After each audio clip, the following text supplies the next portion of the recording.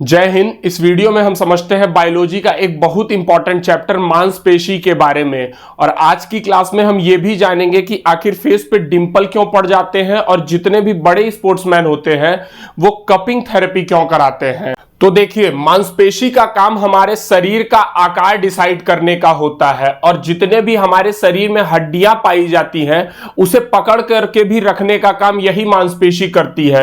अब यह मांसपेशी हमारे शरीर के कुल भार का 40% होता है। अब डिपेंड करता है कि इंसान किस तरह का है। जैसे उदाहरण के लिए आप खली को देखिए तो खली का वेट 1 क्विंटल से ज्यादा होगा तो उसमें मांस का भार भी ज्यादा होगा।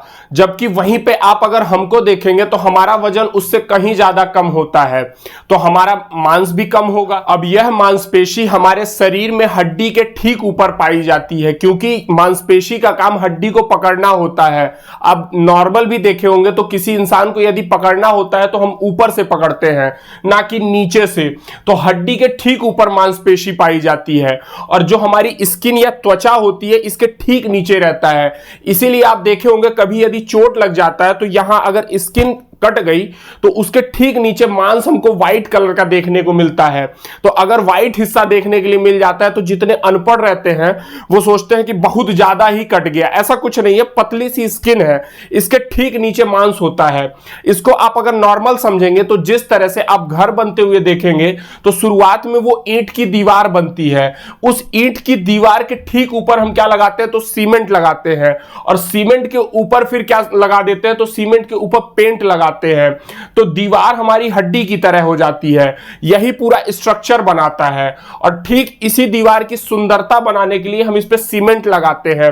वही काम भगवान ने भी किया हुआ है, हड्डी के ठीक ऊपर मांसपेशी लगाई है जिससे हमारा शरीर सुंदर दिखे। और इस सीमेंट को और ज्यादा सुंदर बनाने के लिए हम ऊपर से पेंट करते हैं। वही काम भगवान ने भी किया हुआ है। मांस हमारा अच्छा नहीं दिखता लाल कलर का, इसीलिए भगवान ने क्या किया है कि उस पर ले जाके स्किन लगा दिया है। अब यही स्किन किसी की गोरी होती है और किसी की काली होती है। यह डिपेंड करता है अलग अलग इंसान के मेलानिन के ऊपर। हमारे शरीर में कुल 639 मांसपेशियां पाई जाती है जिसमें कुछ मांसपेशी बड़ी होती है, कुछ छोटी होती है और कुछ काफी ज्यादा लंबी होती है। तो हमारे शरीर की सबसे बड़ी मांसपेशी ग्लूटिमस मैक्सिमस कहलाती है। यह ग्लूटिमस मैक्सिमस कूल्हे की मांसपेशी को कहते हैं। कूल्हा वही जिसमें बचपन में डॉक्टर इंजेक्शन देता है या जब बचपन से बच्चा जवानी में आता है तो उसके जितने दोस्त रहते हैं वो बर्थडे पे इसी कूल्हे पे लात मारने का काम करते हैं या बेल्ट से मारते हैं। आजकल बर्थडे मनाने का तरीका कुछ अलग ही हो गया है। तो यह सबसे बड़ी मांसपेशी हो जाती है। अब सबसे छोटी मांसपेशी हमारे कान में पाई जाती है। कान की हड्डी सबसे छोटी होती है, आपको नाम पता होगा स्टेपी।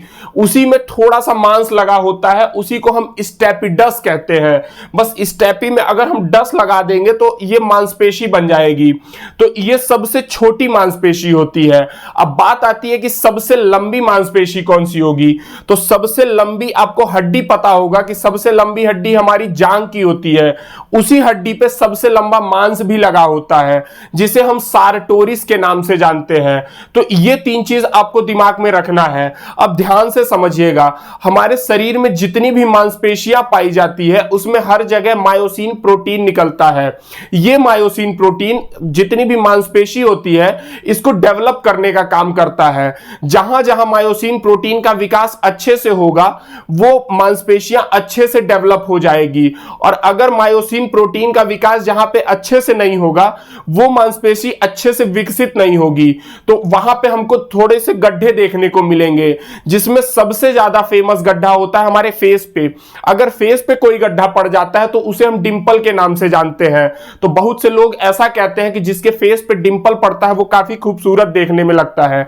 गलत बात है, बस लोग अपने आप को सुंदर बनाने के लिए ये बातें करते हैं। आखिर किसी के फेस पे यदि गड्ढे हो जाएंगे तो वो सुंदर कैसे दिखेगा। तो ये आपको दिमाग में रखना है। गड्ढे जो होते, डिंपल जो होता है फेस का, वो मायोसिन प्रोटीन की कमी के कारण हो जाता है। अब इस 639 मांसपेशियों को हम 3 प्रकार में बांट के पढ़ते हैं। जिसमें सबसे पहला प्रकार होता है ऐच्छिक मांसपेशी और दूसरा होता है अनैच्छिक मांसपेशी और इसी से सिमिलर होता है एक हृदयक मांसपेशी। तो पहले इन दोनों को समझते हैं, उसके बाद में इसको समझेंगे। देखिए, ऐच्छिक मांसपेशियां वैसी मांसपेशी को कहते हैं जो हमारी इच्छानुसार काम करती है। अब ये हमारी इच्छानुसार काम इसलिए करती है क्योंकि ये हड्डी से टच में होती है और जितनी भी हड्डियां होती है इसे हम अपने हिसाब से हिला डुला सकते हैं। जैसे अभी हम आपको पढ़ा रहे हैं तो आप देख रहे होंगे हम अपने हाथों को हिला रहे हैं, ये कौन बोल रहा है? तो ये हमारी हड्डी कर रही है। उसी के साथ में जो मांस लगा है वो भी हिल रहा है और ऊपर जो स्किन लगा हुआ है वो भी साथ ही में हिल रहा है। जब कभी भी मांस हड्डी से टच में होता है तो उसे हम टेंडम के नाम से जानते हैं, जबकि अनैच्छिक मांसपेशियां हमारी इच्छानुसार काम नहीं करती है क्योंकि ये हमारे बोन के डायरेक्ट टच में नहीं होती है, इसीलिए हमारी इच्छानुसार काम नहीं करती है। जैसे उदाहरण के लिए आप समझिए अपने पेट को, तो हमारे पेट की जो मांसपेशियां है क्या ये किसी हड्डी से टच में है? तो जवाब होगा नहीं। तो ये मांसपेशियां हमारी इच्छानुसार काम भी नहीं करेगी। जैसे आप उदाहरण के लिए खाना खा करके और अपने पेट को बोलने लग जाइए कि पेट ऐसा है, तुम अभी खाना मत पचाओ, अभी हमको बाहर जाना है किसी से मिलने के लिए। ऐसा करना कि जब हम सोएंगे रात में तब तुम खाना पचा देना। तो क्या पेट आपकी बात मानेगा? तो पेट आपकी बात नहीं मानेगा। वो बताएगा कि आप ऐसा करिए कि बायोलॉजी पहले अच्छे से पढ़िए। हम अनैच्छिक मांसपेशी है, हम अपने खाने को अपनी इच्छा अनुसार पचाएंगे, आपकी इच्छा अनुसार नहीं पचाएंगे। जब हमारा मन होगा तब पचा देंगे। क्यों? क्योंकि हम बोन के डायरेक्ट टच में नहीं है, हम तो मसल के टच में है। जब कभी भी मांस अगली मांस के टच में आता है तो उसे सेलेक्सोर कहते हैं। जबकि आपको हम टेंडम के बारे में बता दिए हैं कि टेंडम जब मांस हड्डी के टच में आता है उसे हम टेंडम कहते हैं। तो ये तो इसका प्लस पॉइंट हो गया। अब इसका एक नेगेटिव पॉइंट भी होता है। देखिए, दुनिया का दस्तूर है, जिस चीज में अच्छाई होगी उसमें कुछ ना कुछ बुराइयां भी होती है। आप उदाहरण के लिए किसी इंसान को यदि बहुत अच्छा समझ रहे हैं तो उसमें कुछ ना कुछ बुराइयां जरूर होगी, बस आपको उस बुराई के बारे में पता ही नहीं रहता है, इसीलिए आप उस इंसान को बहुत ज्यादा अच्छा समझ लेते हैं। तो बुराई तो हर इंसान में ही होती है, या दुनिया का कोई भी चीज होगा उसमें भी बुराई होगी ही होगी। तो ऐच्छिक मांसपेशी की भी एक बुराई होती है।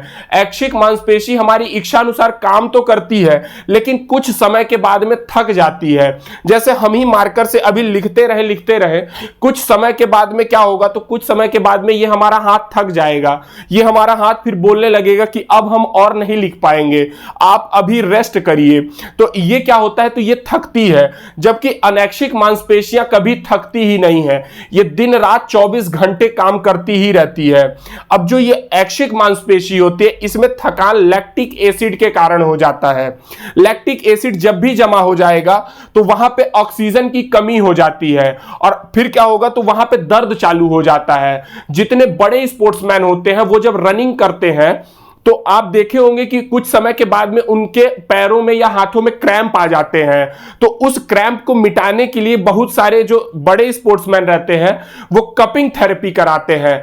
कपिंग थेरेपी में एक कप लेकर के उसमें वैक्यूम खींच करके और प्रेशर बनाया जाता है, जिससे क्या होता है? तो ये लैक्टिक एसिड वहां पे नॉर्मल हो जाएगा। हालांकि जितने लोगों के फेस पे पिंपल्स आ जाते हैं वो भी इस कपिंग थेरेपी को कराते हैं। आप हमको कमेंट कर दीजिएगा तो हम पूरा कपिंग थेरेपी के बारे में अच्छे से आपको डिस्क्राइब कर देंगे। समझते हैं। तो हृदयक मांसपेशी भी अनैच्छिक मांसपेशी की तरह ही काम करती है। नाम से ही क्लियर है कि हृदयक मांसपेशी हमारे हार्ट या हृदय के टच में होगा, तो हमारा हार्ट भी तो 24 घंटे ही काम करता है और कभी थकता नहीं है। तो जो क्वालिटीज हमको अनैच्छिक मांसपेशी की देखने को मिली वही सारी क्वालिटीज हमको हृदयक मांसपेशी में भी देखने को मिलती है। आई होप आपको यहां तक का वीडियो समझ में आ गया होगा। मिलेंगे नेक्स्ट क्लास में, तब तक के लिए वंदे मातरम।